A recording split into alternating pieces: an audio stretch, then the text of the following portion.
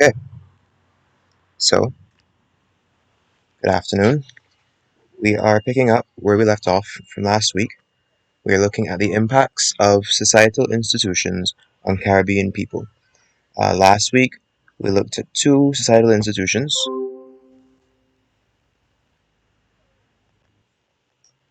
Right, we looked at two institutions: family and education, and their impacts on Caribbean people. This week, we are looking at religion, which is the last one. So, main idea. We're going to look at the types of religions in the Caribbean and the major historical factors of colonialism, enslavement, and indentureship to explain the role. It says role here, but we're also going to look at the role and the form of religion in the Caribbean. And we have some key terms that I believe we have mentioned before, but as we're here, we'll get all of them down. So we have Mayalism, Myalism, Mayalism. We also have Protestantism, which is spelled exactly like it sounds. Protestantism.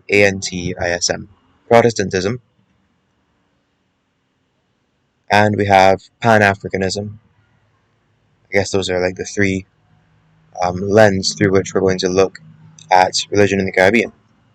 So, religion, just for definition's sake, is often seen as the belief in some supernatural force or being that has a governing effect over life.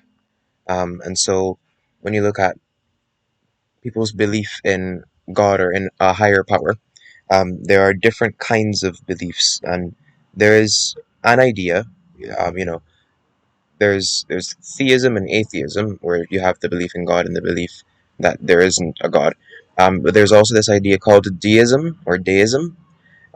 If you ever study Albert Einstein, that's what is generally taught as his belief system. He believed in a God that, yes, existed and yes, created the universe, but um, the governing effect over life part of that definition is not included.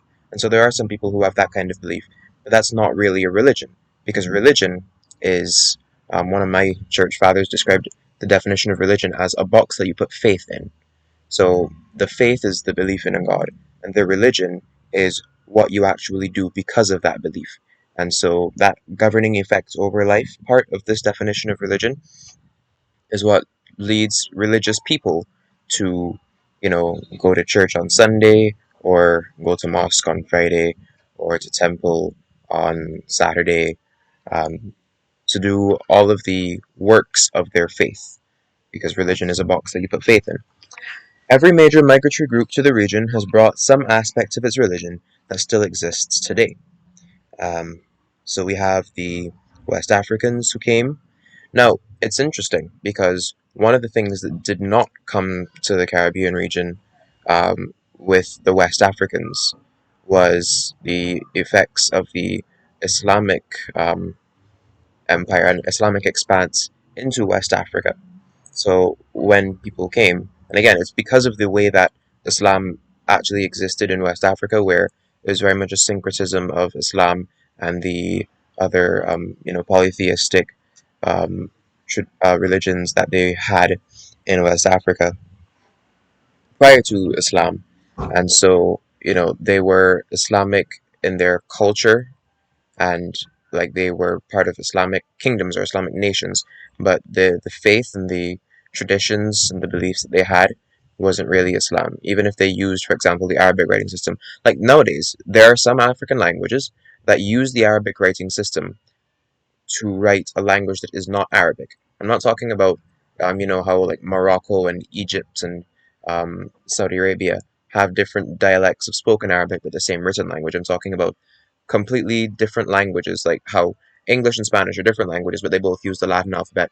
There are lots of languages in West Africa that are written using Arabic, the Arabic abjad. And that's the influence that Islam had on West Africa. But in terms of the religious aspects of Islam, that one didn't. come across, like it definitely has survived on the continent in some way, to some extent, more so in North than West Africa, but but the it did not come across the Atlantic with our ancestors. The aspects of African religion that came across the Atlantic with our ancestors are their polytheistic religions that they had before Islam, from which we get, we have Orisha, we have Voodoo, we have um, the various African, what people call traditional African religions. And actually, let's talk about that term, traditional African religions, because when people use a term like that, they are not thinking about Islam and they're not thinking about Christianity. They are thinking about a specific kind of religion. They're thinking that it's polytheistic. They're thinking that it's animistic. They're thinking that it has, strong connection to nature and worship of ancestors and spirituality and all that. They're thinking of a very specific kind of religion when they say traditional African religions. Recently in Barbados, there was a panel discussion that was held by some scholarly people about traditional African religions, and they talked a lot about a lot of other religions, but one that they just basically left out entirely was Orthodox Christianity, where it has existed in Africa almost for as long as Christianity has existed anywhere in the world, in Ethiopia and in Egypt, and it's been um, certainly a cornerstone in Ethiopia. Egypt has a lot of Arabic influence, but in Ethiopia at least, and Eritrea, of course, um, Orthodox Christianity has existed for just about 2,000 years, um, and it's an integral part of the African culture of those people.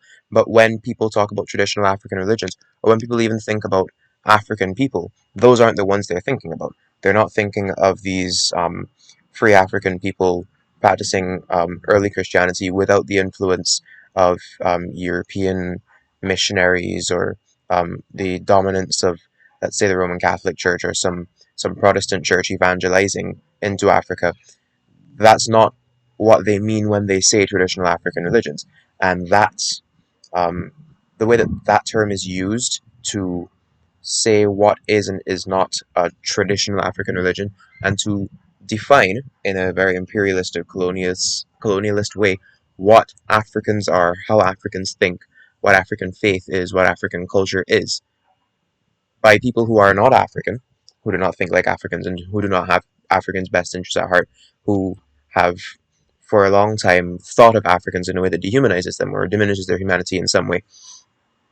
So that term, traditional African religions, you may hear it, you may use it, but it's important to be aware of that, um, all of the context, all of the the baggage that comes with that term, traditional African religions, and the way that a lot of people use it. But speaking of those traditional African religions, yes, those are the ones that got passed down and got brought across the Atlantic and passed down in some way, shape, or form. Um, Many religions in the Caribbean are considered syncretic, and we've definitely talked about the term syncretic or syncretism before in this session. That is an amalgamation of several religions. And so that's the experience of these African people, in the same way that they experienced a very syncretic version of Islam in North and West Africa. So much so that there is one Islamic traveler, famous Islamic traveler, and um, can you explain what you mean when you say you thought it was cultures?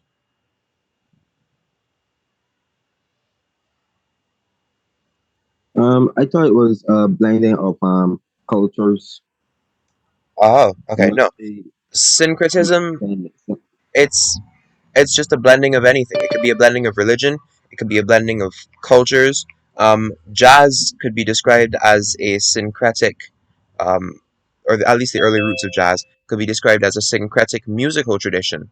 The way that we have like roti and curry and pilau, rice and chicken, and a lot of dishes in the Caribbean, for example, a lot of Caribbean cuisine can be described as syncretic cuisine. Syncretism is not exclusive to one kind of institution, so it's not specific to culture.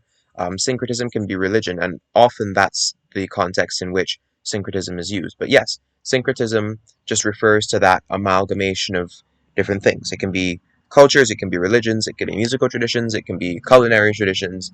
Um, so yeah, that's syncretism. And yeah, a lot of the religions in the Caribbean are considered syncretic. Um, Hi, you haven't missed much. We just got started on religion. We're talking about the impacts of religion on Caribbean people. Um, we were just looking back at um, the traditional religion, the traditional African religions that came across the Atlantic with our African ancestors in the days of slavery, and talking about the you know tricky sociocultural context of that term, traditional African religions, and how it is often used to exclude and specify and dictate from a perspective that is not African what African is or what counts as African, what African people are, what they think, what practices are theirs. And so you can watch the recording when we're done to see what I mean. But yeah, that's what we've been talking about so far. And now we're talking about how many religions in the Caribbean are considered syncretic, and a syncretism is an amalgamation of several religions or several cultures or food or music or whatever.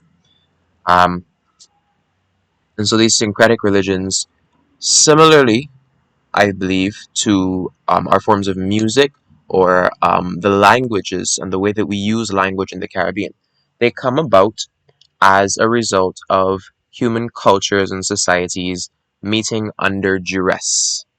And so we've talked about the linguistic development of Caribbean languages, creoles, dialects of English, and so on in the past. These Caribbean people were learning either Spanish, French, some maybe Dutch or English under duress. They were learning it under a system that was literally dehumanizing. And so it's going to be very different from people meeting naturalistically and humanely and learning each other's culture and integrating culturally with each other in that way. It's it's the way that these things are learned and the way that this exchange of the aspects of the culture happens is uh, oppressive, antagonistic in its nature, its very nature, and so um, we get Caribbean people speaking a language that sounds a lot like English, but grammatically, morphologically, phonologically, and in some cases lexically takes from the traditional African language, the original African languages that they would have spoken beforehand, or that they would have somehow had some sort of mutual understanding with beforehand. Because as we talked about last week when we were looking at family, they specifically, and by they I mean the colonists and the slave owners, they specifically and intentionally and systematically split up people who were related, who spoke the same language, who could understand one another. They did everything they could to break the idea of strength in numbers because they wanted us in numbers, but they had to take our strength away because if they didn't, then they couldn't dominate our ancestors and dehumanize them and brutalize them and exploit them in the way that they did. And so when we talk about these modern Caribbean languages having aspects of the African languages that would have been spoken, it's not like a Creole of two specific languages in the way that, like, for example, the linguistic roots of English, you could say it was a Creole of the Saxon language or Saxon languages and the Norman French language, like, let's say, Old High German and Norman. It's not like that. It and even that was under duress, but it's a different kind of situation. Here, it was these people from different linguistic backgrounds. Maybe they were part of the same language family, and so only very, very few words would have been mutually understood among all of them. In the same way that if a Spanish speaker speaks, every now and then you catch a word that sounds like an English word or that you recognize because it has the same Latin root as a word that we use in English. So you hear them speak about something, you hear grande in there, and you're like, okay, well, in English we have grand, I suppose that comes from the same place, and so it means sort of the same thing. And it would have been a similar situation with our African ancestors in the Caribbean. We would have had, for example, this word una or wana, the second person plural that English doesn't have. This second person plural subject pronoun that we use in a few modern Caribbean languages, um, that you might have probably been able to identify as a point of mutual intelligibility among the various different linguistic backgrounds of the African people. And so that is how that language formed syncretically. Similarly, religion. We're trying not to get too off topic, but very similar. It's a very similar case with the religion. These religions were um, formed of various traditions, various people that would have had to acknowledge some similarity, some universality, or some mutual intelligibility of their religious backgrounds, and they would have had to do that under duress, under not even under like being forced into European Christianity, because they weren't really like that's not the Spanish had their encomienda, under which they used Christianizing the natives as one of their justifications for the enslavement and the forced labor and the dehumanization and all of that. That's an excuse that they used, but the that's the Spanish and to some extent the French. They baptized slaves, gave them um, Christian names. The English had none of that. They just treated them like brute beasts. They had no eye towards Christianizing them, and so they were aware of Massa's religion, but Massa was not an evangelist. And so they were aware, for example, in the case of Barbados in 1816, they were aware that on Sunday morning, Massa will be in church because Massa has a, Massa is celebrating Easter. It's a Christian festival, and they're going to be celebrating it. And they might have known the name Jesus. They might have known when Easter was or what Lent was. They might have known these things about these religions, but they they weren't being evangelized to. They weren't learning about them. They weren't legally allowed to read the Bible, and because of the extremely low literacy rate. I mean, they didn't even like speak English in the way that the Europeans would have spoken English, let alone being able to read English. That was quite uncommon. But even if they could read English legally, they would have been prohibited from having access to a Bible. And so all of these things impacted the way that our ancestors in the Caribbean understood religion, learned about religion, knew about religion, and so we have a lot of cultural history of religion in the Caribbean. So very quickly, we'll talk about one, Rastafarianism. So this is a very good example of the way that our African ancestors in the Caribbean would have perceived Massa's religion and the way that that affected their religious um, development or the development of religion in the region, the way that it would have impacted their faith and the sociocultural practices that go along with that faith that would make up their religion. So, um, pe- the history of Rastafarianism is generally well known. We will get to it actually in the next module of the syllabus, so we won't spend too long on it here. But the same thing that I was talking to you about before. In 1816, Bassa and his people knew on Sunday Massa has a church festival, and so that is our time to strike. But they didn't they weren't being taught about Christianity. They were not being evangelized to. And so and my dad and I were talking about this the other day, their understanding, their opinion of Massa's God would have been that he's an enslaver God, that he's a colonizer God, that he is a God of the white man and not of the African man, that he is, and this is how they would have thought of Jesus. If they ever saw an icon, a European icon of Jesus, they would think, well, this is a white man God, and he is the God by whom these people treat us the way that they treat us. And so they would have thought of him very much as an oppressor god.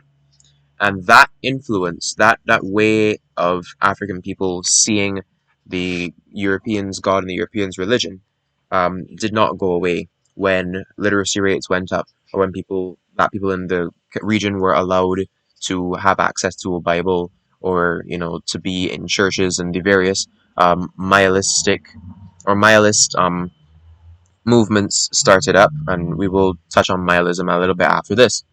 Um, that perception didn't go away, and it lasted up until the time of Marcus Garvey. And so when black people in the region, whose really only religious background was Christianity, they didn't. These are black people now who don't have any of the Orisha or Shango or the voodoo roots, or the roots of what we call Obeah in the Caribbean. They didn't have any of that. Their only religious background was European Christianity, but it was a religious background that they were not willing to accept. They didn't want to accept it because they saw this masses god as an oppressor god. And so because the idea of the view that these people had of the masses religion, the white man's religion, European Christianity, which was the dominant religion in the English-speaking Caribbean and in the Caribbean in general, informed the way that they, um, formed, eventually ended up forming the religion of Rastafarianism. And so these Garvey people were paying attention to the news coming out of Africa. They saw Emperor Haile Selassie come to the throne, and they hit the ground running. Um, and so that is one of the ways, a good case that you can use for how um, the religion of one group in the Caribbean influenced the religion of another group in the Caribbean, even if not directly. Now, of course, the history of Rastafarianism in the region has its own twists and turns that, again, we will look at in the next module. But for right now, oh yes, nihilism and Protestantism. So that first one that we just talked about, and we talked about Rastafarianism, and we were talking about the mutual intelligibility, those points of similarity among the various African religions that would have come to the region. That's actually quite a good segue into Pan-Africanism, which is one of the social and cultural aspects and elements of Caribbean religion. Um, and so a lot of, Pan-African organizations will be um, packed with Rastafarians, because these are people who formed a religion based on just their idea of the white man's religion and their understanding of what was going on in Africa. But these are people whose direct connection to any specific African history or African culture has been completely severed. And so their idea of Africa is not the Africans' idea of Africa. I often talk about Pan-Africanism not being an African movement. There is Pan-Africanism on the continent. Yes, the OAU, for example, Organization of African Unity. Um, and so there is African Pan-Africanism, but the Pan-Africanism that we experience out here in the West, in the Caribbean, and in the diaspora is not the Pan-Africanism of the African continent. It's not the Pan-Africanism of people in Africa who still, who have not been completely separated from their African roots and have been trying unsuccessfully to piece them together for hundreds of years.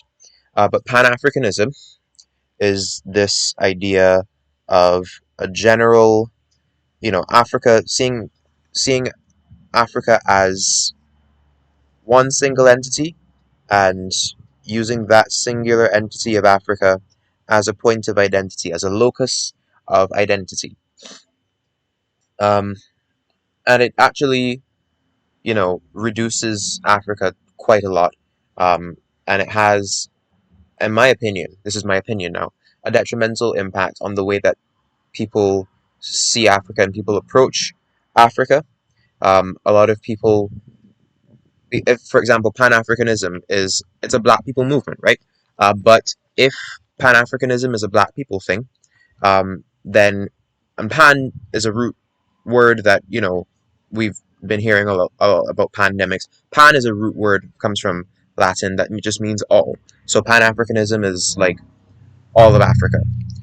It's a black people thing in the diaspora, and if Pan Africanism is a black people thing, then what that leads to, either directly or indirectly, either consciously or subconsciously, either intentionally or inadvertently, what that leads to is black people are Africa and Africa is black people. And not all Africans are black people. And I don't mean that just like in terms of, there are some light skinned people. Africa is full of Arabs. It's full of various people of Semitic origin.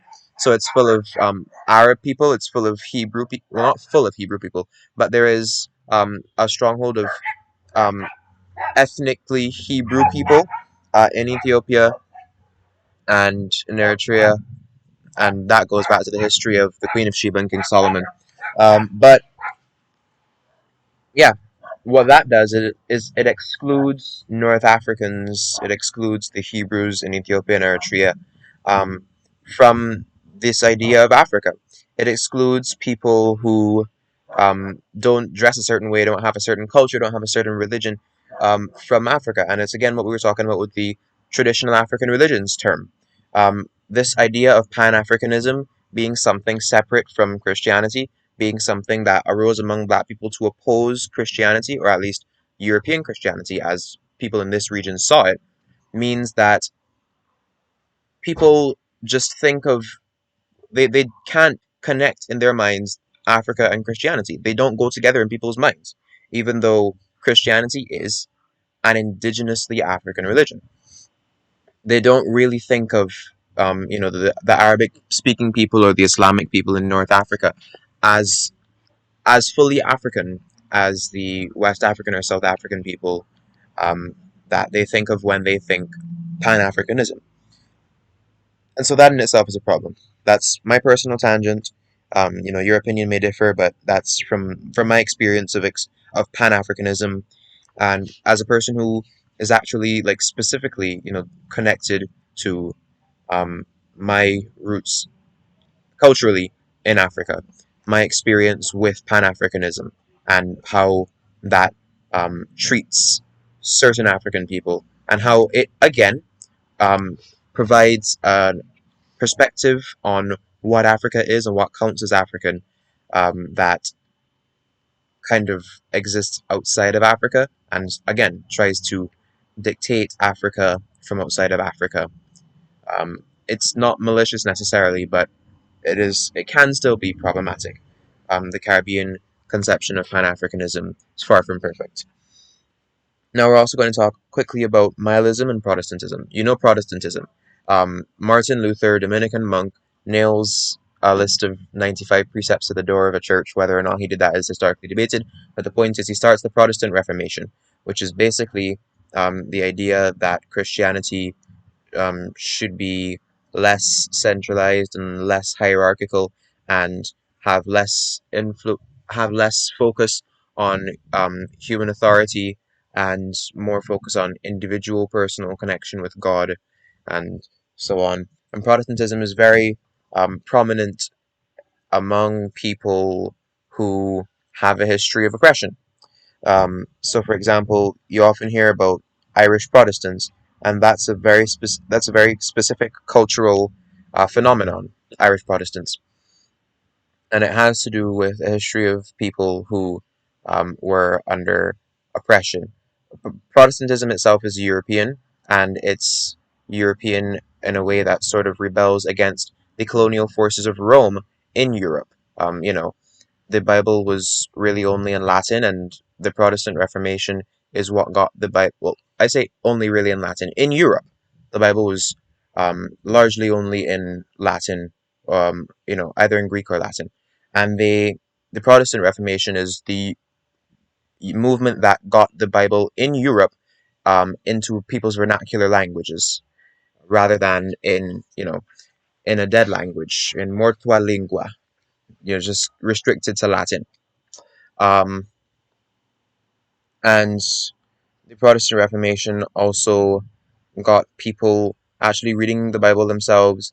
But that also it's a lot of theological and Christological um, concepts, if you want to talk about Protestantism thoroughly, which aren't really part of this syllabus. But that's the idea of Protestantism. And what that led to in the Caribbean was Miaism. And so Miaism refers to a select group of, or a select few denominations of Christianity which became very prominent in the Caribbean region. So there are two approaches by African people in the Caribbean, by black people in the region, to Christianity. One was Massa's God is an oppressor God because Massa is an oppressor and he preaches this God, and so Massa's God is an oppressor God. The other approach was, they accepted the religion and they just fought back against these people because they separated the religion from the people that brought it to them, and so they started up their own Christian churches. So you have the Methodists, the Baptists, the Moravians, and they, as I was taught in religious education back in second form, are the churches that make up what you call Miaism, or the Miaist churches. And they have a lot of significance for black people, not just in the Caribbean, but also in the United States of America. The Miaist churches are they have a lot of cultural significance and historical significance because it represents black people in the region having something for their own, you know, regardless of the Christological or theological merit of any of it. That's again a debate that doesn't fall under the purview of this syllabus. But it gave black people in the region something of their own. It gave them a lot of autonomy. It gave them, a sense of ownership of the religion that they were, in theory, because at this point we're talking post-slavery. In theory, this is the religion that they're supposed to be following, but they did not feel ownership of it. Um, which is actually the same, or one of the same factors that led people in, for example, in Trinidad, where the Roman Catholic Church was quite dominant, or in other parts of the Caribbean where the Anglican Church was quite dominant. That is part of the push factors that drove a lot of black people out of those European Christian churches in the Caribbean. They went in there, they didn't feel ownership of the religion. They didn't feel like it was truly their religion. They went in there, and it seemed to be a white God for white people. And they didn't feel welcomed, and they actually they were not. Like, that's not just their perception. That's provably true. They really, really were not welcome in those European Christian churches back in the day.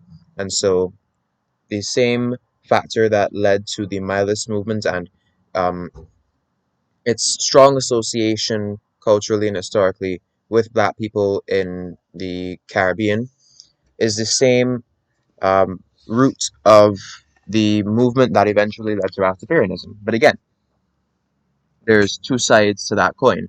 One of them is the people who saw this religion and didn't separate it from the people who brought it to them, and therefore said, you know, Mass's God is a white man God for white men, and he's an oppressor God, and we want nothing to do with him.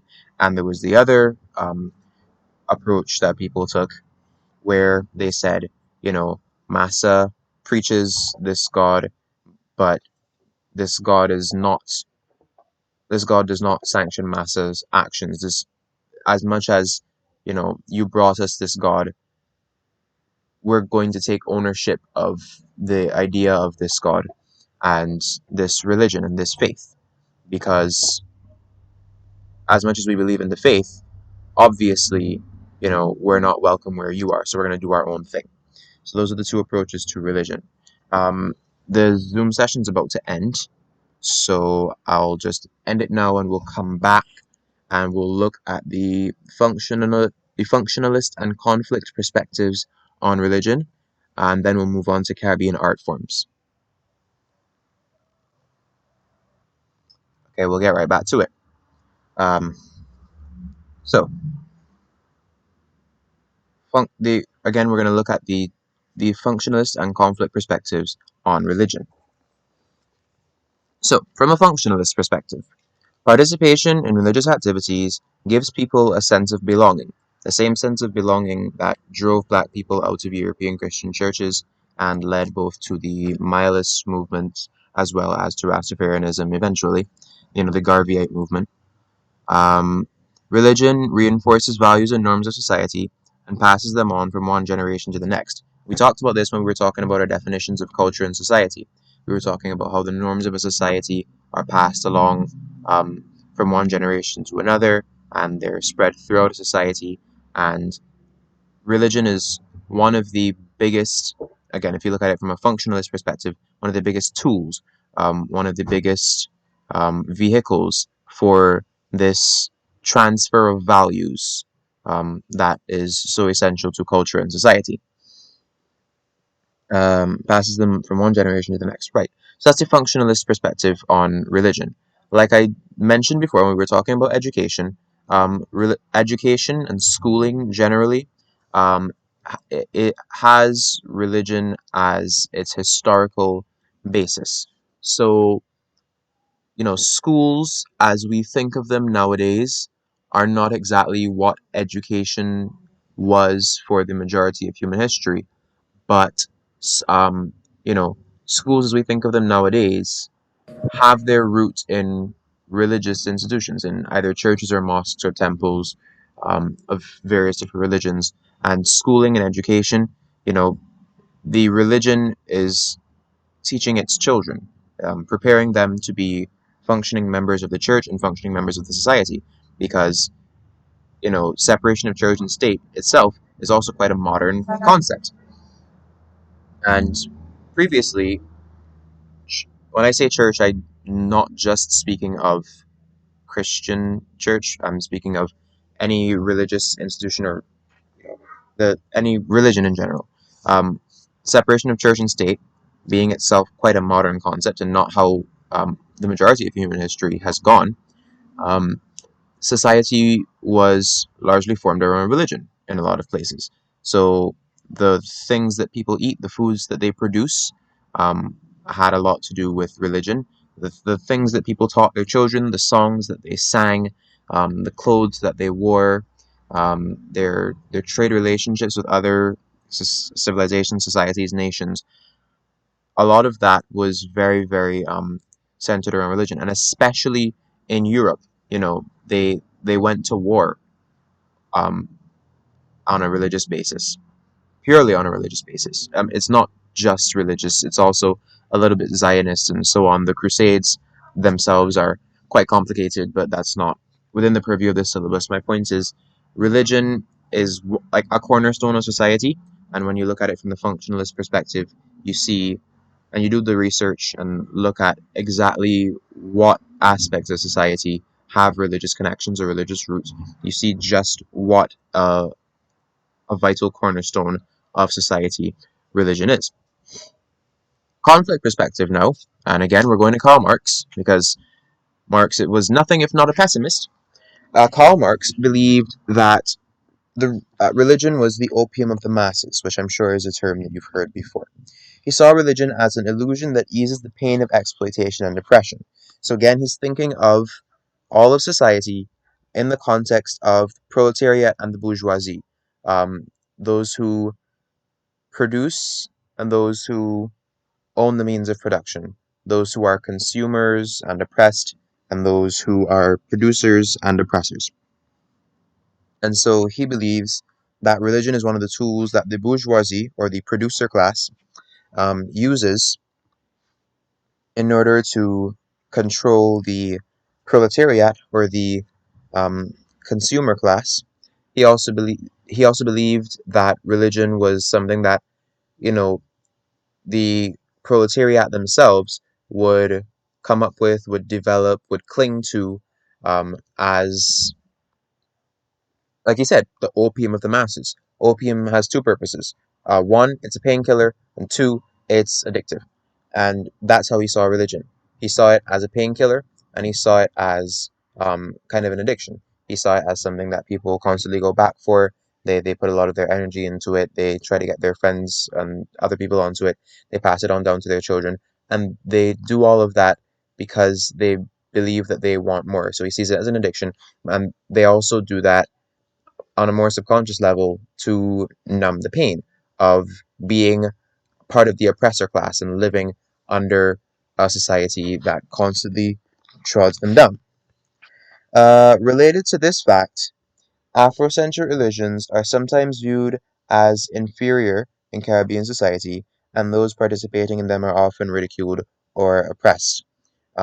So in the Caribbean, we have a lot of history of religions, Afrocentric religions or religions with African connection being oppressed, whether on a legal front, for example, spiritual Baptists, the history of the spiritual Baptists in the Caribbean. If that's something you're interested in, go look that up. It's quite interesting and quite depressing that the suppression of religious freedom was so recent and so powerful in the Caribbean, you know. Um, but also things like Rastas not being allowed to, um, for example, having to cut their locks. And I'm not just talking about like for occupational safety reasons, but for, reasons of these are the values that have been passed down. Like if somebody wants to work in an office, and they have locks and the employer wants them to cut their locks or they're not seen as professional, that idea of professionalism that is a European concept that enforces European cultural values, and because of the interaction with Europeans and Africans, um, puts down, demeans, diminishes African values. And so the association with, for example, having locks as a sign of oppression, as a sign of, not oppression, a sign of resistance to oppression, a sign of embracing of African identity, um, that cannot stand if you are the Europeans in charge of suppressing African people and trying to destroy their African identity, trying to destroy their African values, and to perpetuate colonialism. And so those participating in those African religions are viewed as inferior in Caribbean society. Um, so yeah, that's not exactly the conflict perspective, but it's an offshoot of looking at religion through the conflict perspective, looking at religion in the Caribbean through the conflict perspective. Um, you realize that while if Karl Marx saw religion as the opium of the masses, then maybe these Afrocentric or Pan Africanist religions like the Rastafarian movement, again, I'm going to be talking about that a lot because it's a very good case study. Um, it doesn't feel like opium. I mean, it feels like it in the sense that people want, the human soul seeks out God, and the human nature, the human person is naturally spiritual and will always seek out something of that nature, whether or not they call it God, whether or not they call it spirituality, whether or not they acknowledge spirituality. That's just a part of human nature, according to a lot of philosophers and religious scholars themselves. Um, and so the aspect of the opium of the masses trope that sees religion as a way to numb the pain of being a part of the oppressor class, simply living as part of an not oppressor, oppressed class, and simply living, being part of an oppressed class, and the pain of that. Um, it's not just that, though, because a movement like Rastafarianism is itself uh, again, we'll get to this in the next module, so I won't spend too much time on it. But integral to a movement like Rastafarianism is the idea of resistance to oppression, that with oppression comes resistance, and that oppressed people are characterized by their resistance to that oppression. Um, so, I guess, do we have any questions on religion right now? We spent quite a bit of time on it, but we want to move on to Caribbean art forms and finish module one. So, any questions before we wrap up module one? Okay. All right. In that case, Caribbean art forms. It is necessary to be familiar with tangible aspects of culture and their significant impact on the society. So Caribbean art forms come in the form of popular music, culinary practices, and festivals. Caribbean art forms evolved out of the society's history and have survived in spite of the many attempts by Europeans to destroy them. Every territory in the region has a unique dimension to their art forms. Human and cultural development in the arts can be seen in the form of the generation of employment and preservation of generation generation, employment, and preservation of culture that are facilitated by the arts in the Caribbean. And so a lot of our Caribbean art forms, and I'll talk about the drum again because it's a great case study in itself. A lot of our Caribbean art forms are not just about creativity and artistic expression. And art all over the world is about various things, about oppression, about resistance, about people's struggles, about the human condition. But a lot of our art forms in the Caribbean are also deeply rooted in fighting back against colonialism, against being in this system of oppressor and oppressed. And for example, the African drum, the various, many different flavors or species of African drum, which were at one point illegal in the Caribbean for people to play a drum. And it wasn't illegal for them to play any instrument. Music was not forbidden. It was just these African drums. Why? Because people playing these African drums are the kind of people who are not willing to sit down and let themselves be colonized. They're not willing to sit down and let themselves be part of the oppressed class and be quiet about it. They're literally not going to be quiet because they're beating drum.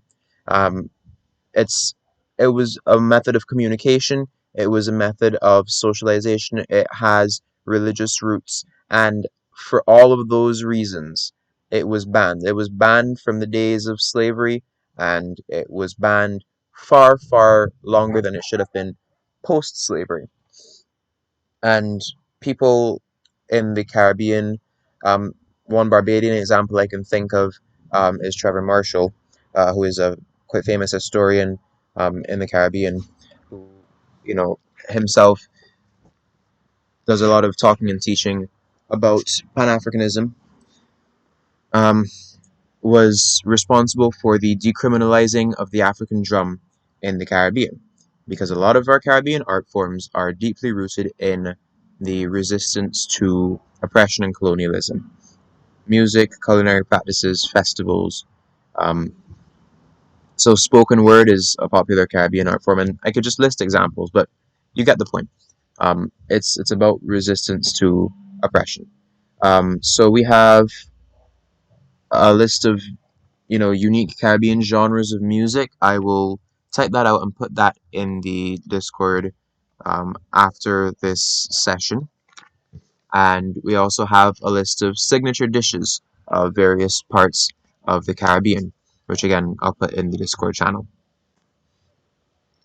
Okay, now we're almost to Module 2.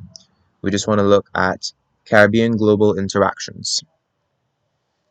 So we have two parts to this.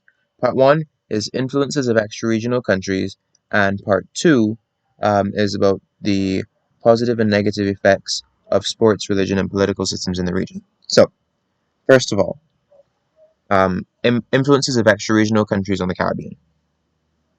We're going to highlight the ways that extra-regional countries influence the region, um, with examples like art forms, consumption patterns, and colonial education. We want to link the influences of these extra-regional countries on the Caribbean to the migration of Europeans into the region, assess the ways in which extra-regional countries influence the consumption patterns, art form, and education in the region. Um, so these extra-regional countries may influence the form of art, education, and consumption. Through arts, foreign music and entertainment have been seen as the replacement for local entertainment.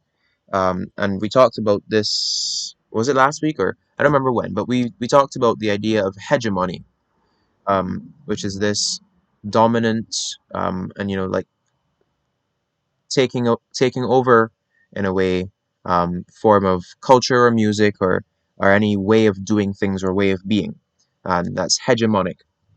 And so when we talk about the impact of extra-regional countries culturally, we're talking about hegemony. We're talking about the hegemonic influence of American advertising, American music, and consumption patterns is a very good one that they bring up here because the way that we eat today in the Caribbean, very, very different from the way that we ate in the Caribbean 50 years ago. Um, because, there's a big difference between a culture that produces a lot of its own food with the resources that it has available to it, with the plants and that it grows indigenously, with the animals that people farm indigenously, with the cultural practices and knowledge passed down indigenously, and a country that imports mass produced snack foods and canned foods and processed foods and packaged foods from the United States of America. Very big difference. It's not just food, it's also clothing. The way that we dress is quite different, and the way that people all around the world dress. You go to the United Nations, and it's changing in recent years, and it's never been 100% European three-piece suits. But if you go to the United Nations, you'll see people from so many different cultures and countries that speak so many different languages and have so many different ethnic backgrounds, and there are so many of them wearing European three-piece suits or European formal wear, European professional wear, European business attire. So many of them. Um, these people have their own, you know, this is like high occasion clothes in their culture, um, and yet they come to the United Nations representing that country, representing that culture, wearing a European three-piece suit. That's hegemony. That's the impact of extra-regional countries on um, the global south, as they call it, and specifically on the Caribbean. I see Caribbean people um, going to church every morning, and when I see them, I look at them, and it looks like people putting on a pantomime. I'm not like condemning the way that people dress to go to church or anything, but I see these people who, you look at their face, you look at their hair, these are African people dressed like Europeans. It's you took the clothes from Europe and the United States of America, and you just put them on these African people. You put them on these black people. That's the influence of extra-regional countries, and it's not just a modern thing. It's not just a globalization thing. Um, the influence of extra-regional countries has its roots in slavery and colonialism, but there is a different form of that influence nowadays, and it comes in the form of cultural hegemony and, of course, economic dominance of places like the United States of America, Europe, China. Um, you know, again, controlling the means of production, looking at conflict theories, looking at a conflict theory of or a conflict perspective of the influence of extra-regional countries and Caribbean global interactions, you would realize that Caribbean culture is very much being influenced, and some might say erased or replaced or supplanted by, that's a good word, supplanted. Caribbean culture is being supplanted by the culture of the nations with lots of production and lots of cultural influence as a result of that production. And they've been changing. It's a generational thing, of course, um, because again, the way that we did it before and the way that we're doing it now is quite different. And the way that extra-regional countries impacted the Caribbean previously takes a different form from the way that they do it now. So some key terms here are multinational corporations, globalization, colonial education, which we've talked about previously in this module, so I don't think we need to talk about again, and of course, art form. Finally, a balanced discussion on the positive and negative influences of sports, religion, and political systems in the region. Personal story. In sixth form, we were asked to write an essay about the influence or the impact of a European cultural institution on the Caribbean. And I looked at that question and thought cricket, obviously. In Barbados, I like to call it the national religion. Cricket has such a foothold on the Caribbean region and Caribbean culture and so on, and it's a European social institution, European cultural institution, and to me, that's major. It wasn't quite what the syllabus was asking for, and so what textbook? There's, well, I think every school might use a different one, or every country might use a different one. Ours was Jennifer Muhammad. I don't know if you'll be able to find it. I don't think I have an electronic copy of the Caribbean Studies textbook, but I'll be 100% honest. You can get by without one. It's nice to have, of course, if you can find one. The one that we used was Jennifer Muhammad.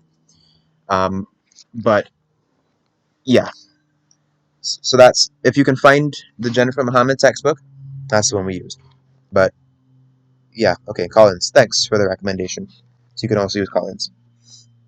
Right. So I wrote about cricket because I thought that's a European cultural institution that has a massive impact and a majorly felt impact on the Caribbean today. And it wasn't exactly what the syllabus was asking for, but the teacher was still like, you know what, like, I can't grade it by the rubric of the syllabus because it's not what the syllabus is asking for, but I'll still give you the marks for this because, like, this is correct. Because sports, religion, and political systems in the region, not just the European ones, but, anyone from anywhere, they all have positive and negative influences on the region. So the political influences on the region, and I believe we will talk about this later on, but they're quite marked. Yeah, we're literally going to talk about that. Probably we'll get to it next week. Um, are Marxist. It's Marxism. Not all of it. We have the Westminster system that still governs our elections and governs our parliament and keeps us using a first past the post voting system that is, if you ask a mathematician, the worst possible election system. But here we are because the Westminster system has been passed on to us. Caribbean prime ministers have so much power. It's not even funny. And the separation of powers, the three branches of government, legislative, executive, and judicial. The In the Caribbean, the way that Caribbean prime ministers have um, developed and the concept of the Caribbean prime minister has evolved over the years. It kind of blurs the line between the separation of powers. Separation of powers in Caribbean countries, when the prime minister has as much power as a prime minister in the Caribbean does, is not as easily achieved as it is in other places. But yeah, sports and religion. We talked about religion already, and the sports thing. Just just look around you. Just examine the impact, the cultural impact of cricket on the Caribbean, and you can write pages and pages of essay on that. Extra-regional countries have influenced the political landscape in the region. Foreign workers coming to the Caribbean also have a significant impact on society and on the economy. Sporting and religious activities have evolved due to the influence of extra-regional countries. So yeah, key terms here. Um, Westminster system, we talked about that, and the various electoral systems. Again, first past the post, often abbreviated to FPTP, which is just the system where everybody casts one vote and we count up all the votes, and whoever gets the most votes wins a particular constituency. Proportional representation, which is a different system. So, for example, in Barbados recently, there was a general election, and if you look at the votes in the various constituencies and look at the proportion of voters for the party that came second in the election, it's about a quarter of the population of the island. And yet, because of the first past the post system, the unique combination of first past the post with the constituency system that again we got from good old Blighty, England, um, that combination leads to the dangerous situation where although 75% of the population of the island voted for um, the party that is currently in power, they have 100% of the seats in the lower house of parliament. That's not proportionally representative. It's representative of each individual constituency, but again, that completely just like silences 25% of the population that voted for the party that came second. Got 25% of the votes and 0% of the seats.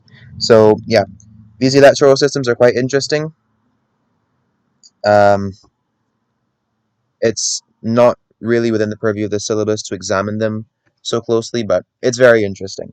And once you learn why first past the post is so bad, about the spoiler effect and all of that. And once you learn about all the better electoral systems that are out there and are used in some cases, I'm sure you will be just about as passionate about first past the post being awful as I am. But thank you. Um, thank you for your time. We've gone a little bit over time, but thank you for coming. And yeah, I will give you the um, signature Caribbean musical forms and culinary forms. I'll type those out as soon as we end this session. And God willing, we will see each other next week to start Module 2, Issues in Caribbean Development. This is the big one. So, yeah. Bye. Take care. Yeah, see you, sir.